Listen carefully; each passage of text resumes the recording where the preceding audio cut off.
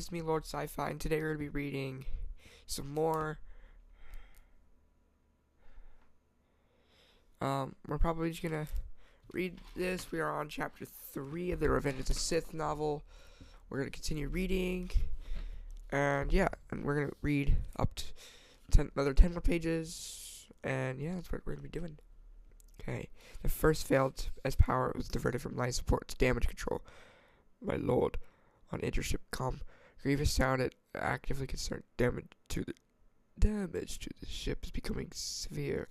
30% of automated weapons systems are down, and we may soon lose hyperspace capability. Dooku nodded judiciously to himself, frowning down at the translucent blue ghost slinking toward Palpatine. Sound the retreat for the entire strike force, General, and prepare the ship for jump. Once the Jedi are dead, I will join you on the bridge. As my lord commands, Grievous out.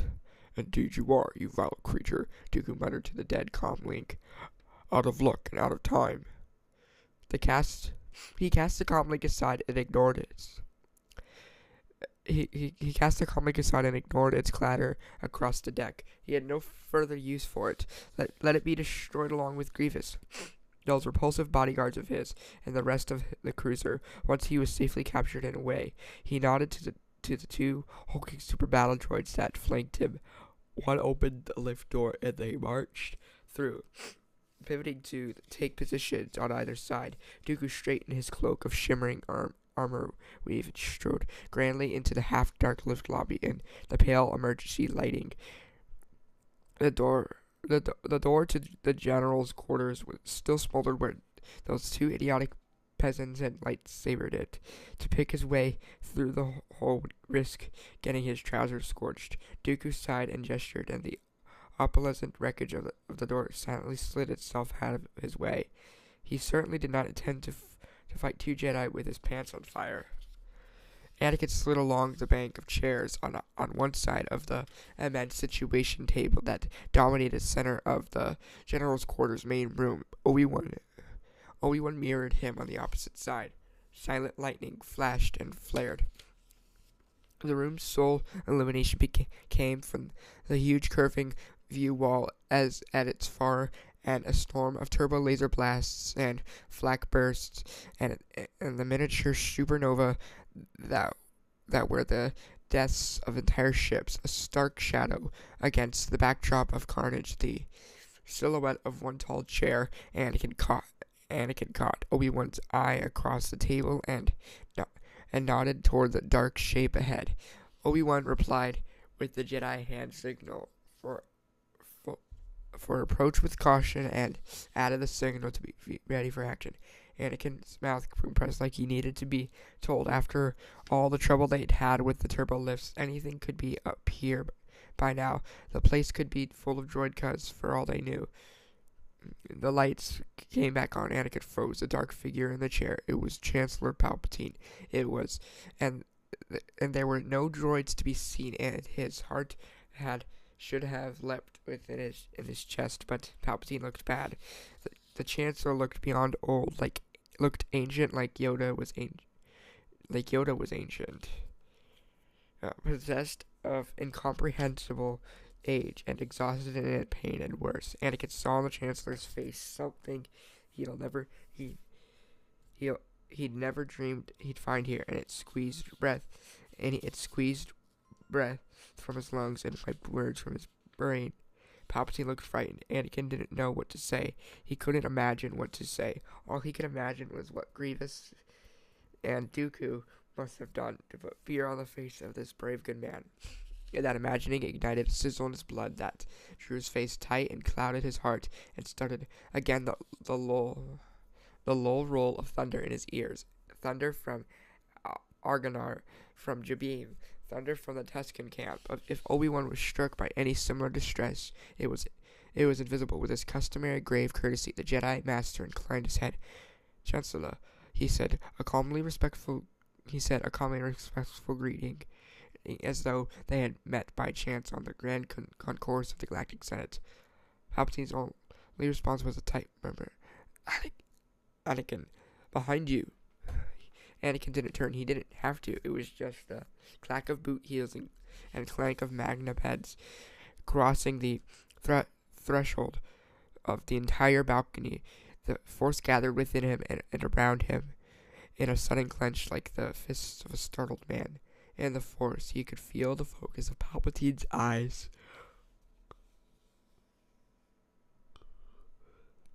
The source of the fear that rolled off him in billows like vapor down a block of frozen air, and he could feel the even colder wave of power, colder than the frost on a Minox mouth, that slid into the room behind him like an ice dagger into his back. Funny, he thought, after Ventress so high, always expect the dark side to be hot. Something unlocked in his chest. The thunder in his ears dissolved into red smoke that coiled at the base of his spine. His lightsaber found his hand, and his lips peeled off his teeth in a smile that a great dragon would have recognized. That trouble he was having with talking went away. This he murmured to Palpatine and to himself. And it is not a problem. The voice that spoke from the entrance balcony was an elegant basso with undernotes of oily resonance like a Kryn oak cavern horn. Count Dooku's voice. General Kenobi, Anakin Skywalker, gentlemen, a term I use in its loosest possible sense. You are my prisoners. Now, Anakin didn't have any troubles at all. The entrance balcony provided an appropriate angle far above the Jedi, looking down upon them, for Dooku to make final assessments before beginning the farce, like all true farce.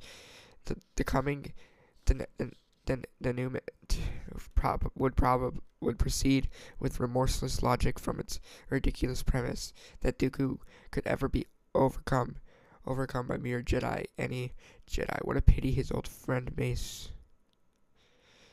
Mace couldn't have joined them today. He had no doubt that the Corn Master would have enjoyed the coming show. Dooku had always preferred an educated audience. At least Palpatine was here, shackled within the great chair at the far end of the room, the space battle whirling upon the view wall behind him as though his stark silhouette spread his great wings of war. But Palpatine was less audience than he was author. Not at all the same thing. Skywalker gave Dooku only his back, but his bleed was already out, and in his tall, lean frame stood frozen with anticipation, so motionless he almost seemed to shiver.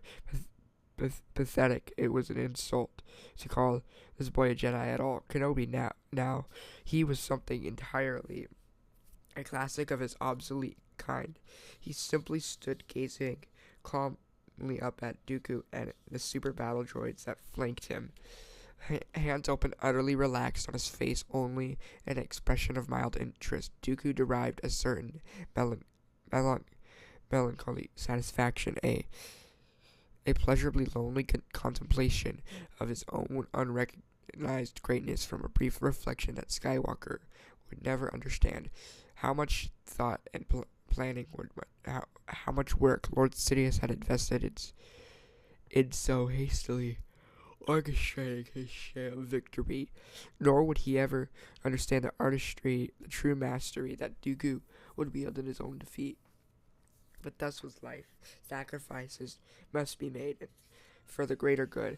There was a war on, after all. He called upon the Force, gathering it to himself and wrapping himself within it. He breathed it in and held it, whirling inside his heart, clenching down upon it until he could feel the spin of the galaxy around him, until he became the axis of the universe. This was the real power of the dark side, the power he had suspected even as a boy. He sought through his long life until Darth Sidious had shown him that it had been his all along.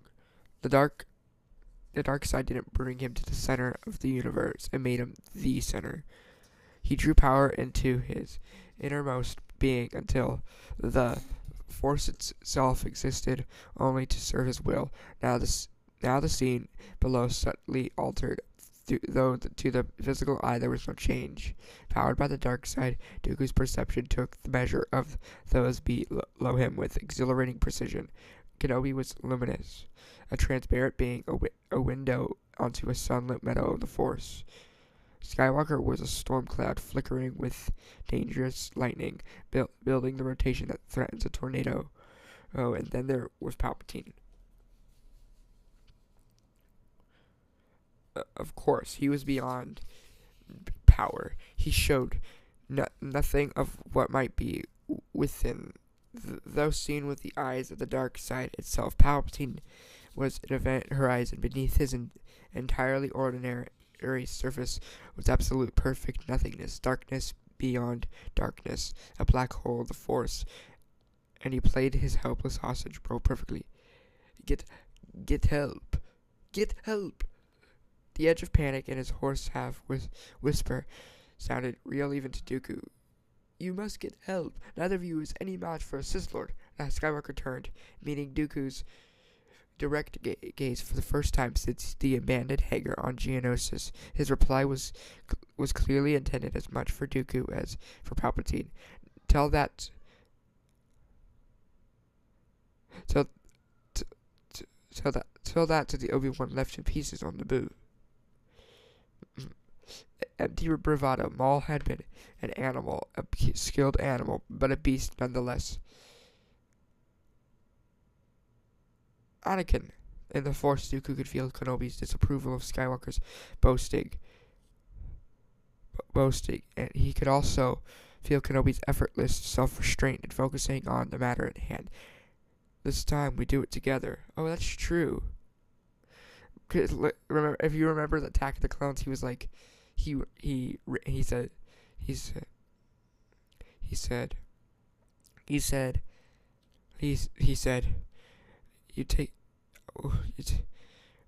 we'll take him together. You go slowly on the left. And he's like, no, I'm taking him now. And then he lost. Dooku's sharp eye picked up the tightening of Skywalker's droid hand on his lightsaber grip. I was about to say exactly that. Fine, then. Time to move this little comedy along. Dooku leaned forward, and his cloak of armor weave spread like wings. He lifted gently into the air and descended to the main level in a slow, dignified force glide, touching down at the head of the situation table. He regarded the two Jedi from under a lifted brow. Your weapons, please, gentlemen. Let's not make a mess in front of the Chancellor. Obi-Wan lifted his lightsaber into the balanced two-handed guard of Ataru? I think it's Ataru. Qui-Gon's style and Yoda's. His blade crackled into existence, and the air smelled of lightning. You won't escape this time, Dooku. Escape you, please. Dooku allowed his customary mild smile to spread. Do you think I orchestrated this entire operation with the intent to escape? I would have taken the Chancellor out just some hours ago, but I have better things to do with my life than to babysit him while I wait for the pair of you to attempt the rescue. Skywalker brought his lightsaber to Xian, ready hand of black-gloved durasteel, cocked highly at his shoulder blade, angling upward and away. This is a little more than an attempt. A little less than a rescue. With a flourish, Dooku cast his cloak back from his right shoulder with clearing his sword arm, which he used to gesture idly at the pair of super battle droids still on the entrance balcony above. Now please, gentlemen, must I order the droids to open fire? That becomes so untidy. But with blaster bolts bouncing about at random, little danger to the three of us, of course, but I should certainly hate for any harm to come to the Chancellor. Kenobi moved toward him with a slow, hypnotic grace as though he floated on an invisible repulsor blade. Why do I find that difficult to believe? Skywalker mirrored him, swinging wide toward Dooku's flank. You weren't so particular about bloodshed on Geonosis. Ah, Dooku's smile spread even farther. And how was Senator Amidala? Don't. The thunderstorm that was Skywalker and the Force boiled with sun power. Don't even speak her name. Dooku waved this aside. The lad's personal issues were too tiresome to pursue. He knew far too much already about Skywalker's messy private life. I bet Chancellor Palpatine no ill will, foolish boy. He's neither soldier nor spy, whereas you and your friend here are both. It is only an unfortunate accident of history that he has chosen to defend the corrupt republic against my endeavor to reform it. You mean destroy it? The Chancellor is a civilian. You and General Kenobi, on the other hand, are legitimate military targets. It is up to you whether you will accompany me as captives. A twitch of the Force brought his lightsaber to his hand with invisible speed. Its brilliant scarlet blade angled downward at his side. Or as corpses. Now there's a coincidence, Kenobi replied dryly as he swung around Dooku to place the Count precisely between Skywalker and himself. You face the identical choice. Dooku regarded each of them in turn with impregnable calm. He lifted his blade in the Makashi salute and swept it again to a low guard. Just because our two of you do not presume you have the advantage. Oh, we know, Skywalker said. Because there are two of you. Dooku barely managed to restrain a jolt of surprise. Or maybe I should say, we're two of you. The young Jedi went on. We're on to your partner, Sidious. We tracked him all over the galaxy. He's probably in Jedi custody right now. Is he? Dooku relaxed. He was terribly tempted to wink at Palpatine, but of course that would never do. How fortunate for you. Quite simple in the end, he thought. Isolate Skywalker, slaughter Kenobi. Beyond that, it would be merely a matter of spinning Skywalker up into enough of a frenzy to break through his Jedi restraint and reveal the infinite vista of Sith power. Lord Sidious would take it from there. Surrender. Kenobi's voice deepened into finality. You will be given no further chance. Dooku lifted an eyebrow. Unless one of you happens to be carrying Yoda in his pocket, I hardly think I shall need one. The Force crackled between them, and the ship pitched and bucked under a new turbo-laser barrage, and Dooku decided that the time had come. He flicked a false glance over his shoulder, a hint of distraction to draw the attack, and all three of them moved at once. The ship shuddered, and the red smoke surged from Anakin's spine into his arms and legs and head, and when Dooku gave the slightest glance of concern over his shoulder, distracted for half an instant, Anakin just couldn't wait anymore. He sprang. Lightsaber angled for the kill. Obi-Wan leapt from Dooku's far side in perfect coordination, and they met in midair. For the Sith Lord was no longer between them.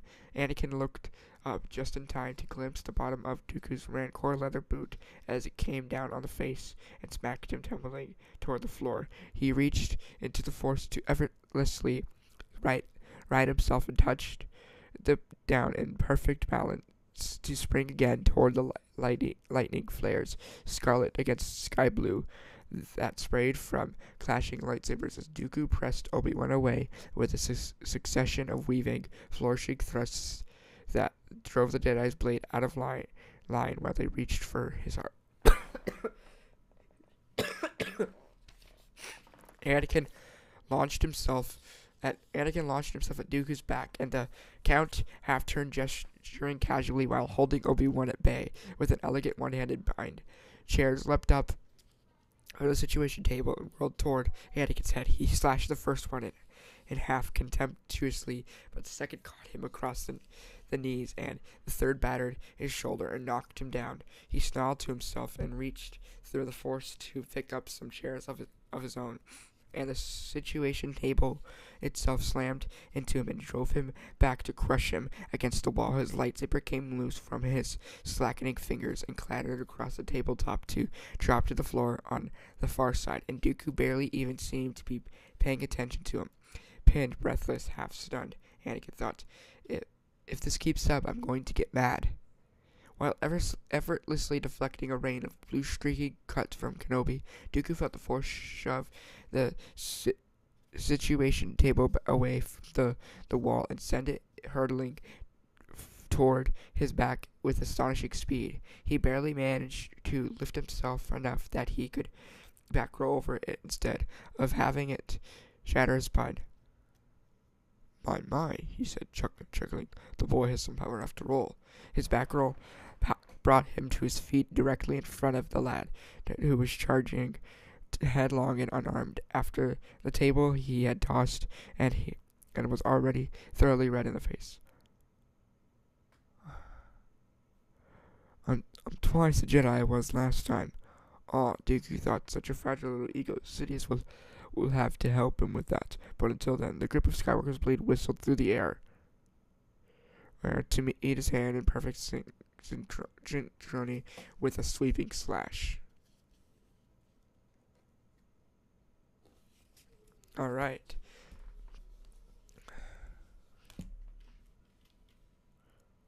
Alright, so that was it. And no, that was not the part. They did not swap the words. It was they're coming up, and I saw it. We're done with that. This is not the end of chapter 3, but we are done filming this, and I hope you guys, enjoyed this one. I really liked this one. It was I really like this book. I really think it's really important to the Star Wars timeline to understand more. So I hope you guys enjoyed this video. I'll see you guys in the next video. Peace.